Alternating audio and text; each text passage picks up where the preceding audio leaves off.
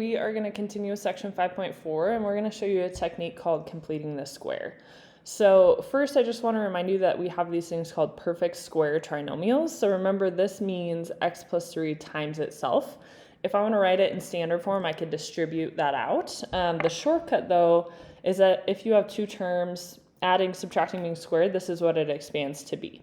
So in this case, my a is x, so it would be x squared.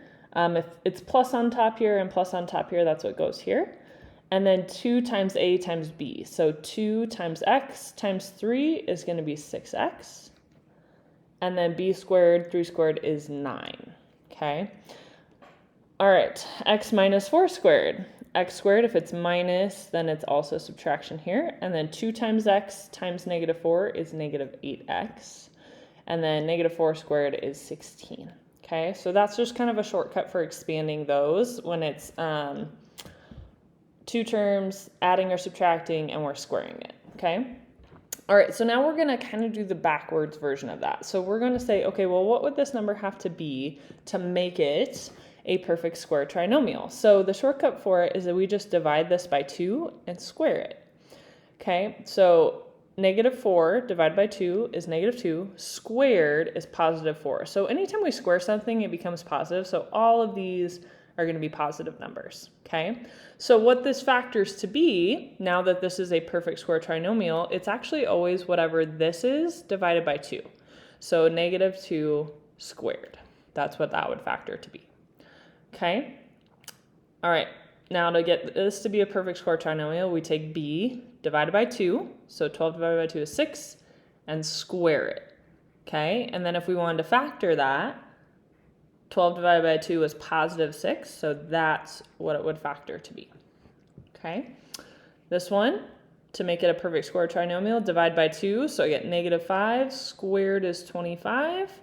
In factored form, the b over 2 was a negative 5, so that's what would go in the parentheses. Okay. All right, we can do it with fractions too. So in this case, b over 2 is negative 5 halves, and then squared, right? So when I square a fraction, I'm squaring the top and squaring the bottom. So negative 5 squared is 25, 2 squared is 4. So 25 fourths would be what we would add to make it a perfect square trinomial. Okay, in factored form, b over 2 was 5 halves. So that's how we'd write it there. Okay. All right, so we're going to use that process here in completing the square. So here's kind of what we want to do. We want to collect all the variable terms on one side and put all the constants on the other. Okay, so essentially a and b are together and c is on the other side. Okay, we want to make sure the coefficient on x squared is 1 so that we can use this strategy that we just did up here. And we're going to add b over 2 squared because in doing that, we can factor it because it's a perfect square trinomial. And then once it's factored, we can solve by using the square root method. Okay, so let's try it. So we're going to move the constant, the 2, to the other side. So in doing that, we have to do the opposite, right? I'm going to subtract 2 to the other side. So I get x squared minus 4x. I'm going to leave the blank here, just like we had up here. Okay, equals now a negative 2. Now, because it's an equation now, up here I was just completing a trinomial perfect square, but here I'm actually trying to solve. And we know that if I add something to one side of the equation, I have to add it to the other. So I'm actually going to draw that blank on both sides. So now I'm doing what I was doing up above. I want to make this a perfect square trinomial on the left, so I'm doing b over 2 and squaring. So b over 2 is negative 2, squared is a positive 4, but again, anytime I add something to one side of an equation, I must add it to the other. So we have to add it to both sides. Okay, now remember this will factor into a perfect square trinomial, and it's whatever b over 2 is. So b over 2 is negative 2 squared. Then over here, I'm just going to simplify. Negative 2 plus 4 is 2. And now this is what we did in day 1. You are going to just solve using the square root method. So I'm going to square root both sides. Don't forget plus or minus. Okay, and then to get x by itself, we would add 2. So I get x equals 2 plus or minus the square root of 2. And that would be our exact solutions for 2 plus or minus root 2. Sorry guys, I'm running out of lead here. There we go. Okay, now let's try it on this one. Okay, So I want to move the constant to the other side, so we're adding 16. And then I'm going to make this one a perfect square trinomial, so I'm going to leave a blank to add that b over 2 squared to both sides. Okay, 6 over 2 is 3, squared is 9, so we're adding 9 to both sides. Okay, factor, it will factor into b over 2 with the x, quantity squared. 16 plus 9 on the right side gives us 25. Now to solve, square root both sides. Square root of 25 is 5, so we have positive or negative 5. And then subtract 3. And because these are nice whole numbers, let's go ahead and do the addition and subtraction here. So negative 3 plus 5 is 2. Negative 3 minus 5 is negative 8. Those are our solutions there. All right. Okay, a few more examples here, guys. Moving the constant over.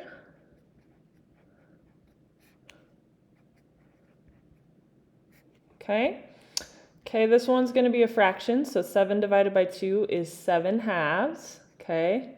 And then we're squaring it, right? So square the top, square the bottom. So I get 49 over 4,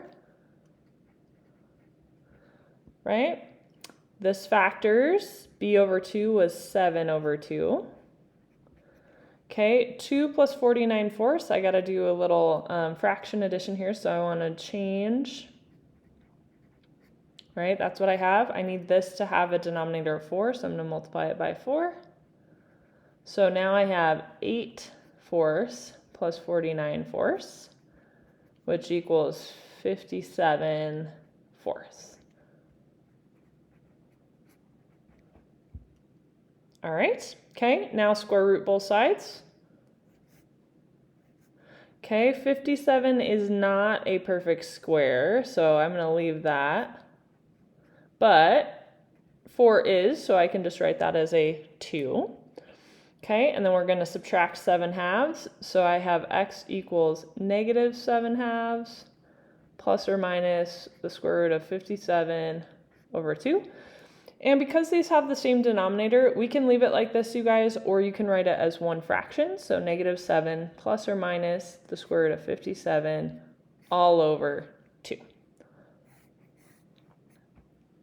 All right, this next one, remember we want the variable parts together and the constant on the other side. So I actually want the 9x over here with the x squared and the 2 on the right side. So I'm going to have x squared now minus 9x, leave my blank for completing the perfect square trinomial, and then I added the 2 to the other side.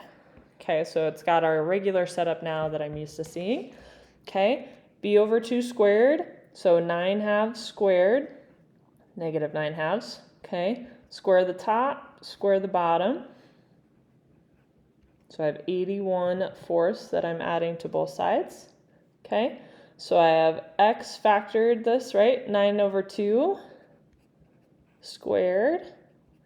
Okay, again, I'm adding 2 to 81 fourths, so 2, we already converted that up here using fourths. So I have 8 fourths is the same as 2, and we're adding 81 fourths, which is 89 over 4. I'm going to do a quick check. I don't think that goes in evenly. Nope. Okay, so I'm going to leave it like that. Take the square root. Again, 89 is not a perfect square, so we're going to just leave it as plus or minus, oh, forgot my equal sign in there. Square root of 89, but we can take the square root of 4. Okay. Add 9 halves, so I have 9 halves plus or minus square root of 89 over 2, and I'm going to write it as one fraction. So 9 plus or minus square root of 89 all over 2.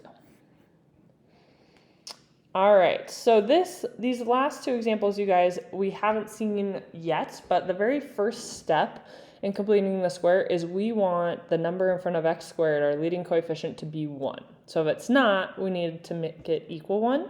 So if I want this 2 to be 1, I need to divide every single thing by 2. And technically I am dividing the 0 by 2 as well, but that's going to just be 0. So I'm going to be left with x squared minus 20x, oh, excuse me, minus 10x, we're dividing by 2, plus 8. And now that my leading coefficient's 1, now I can proceed with our usual completing the square method. So I'm going to subtract 8 to the other side.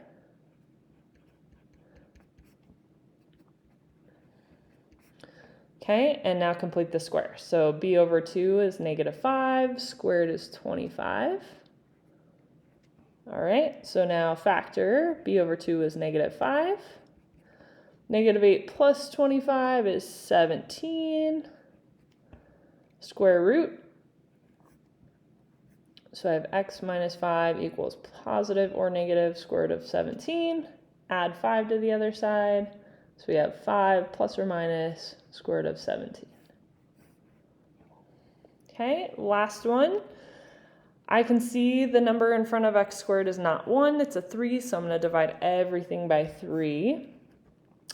And then I guess I'll rewrite it here. So 18 divided by 3 is 6, so we have 6x plus x squared equals 45 divided by 3 is 15. I'm going to rewrite it in my standard form here.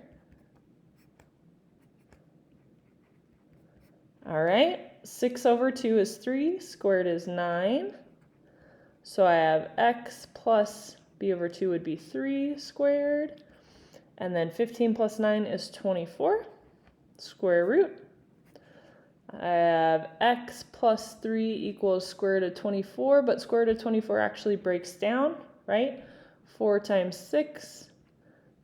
So I can pull out a pair of 2's here. So I have 2 plus or minus 2 root 6. Okay, so I rewrote 24 as 2 root 6. Now subtract the 3. So we have negative 3 plus or minus 2 root 6. All right, that is it, you guys, for our 5-4 day 2 video.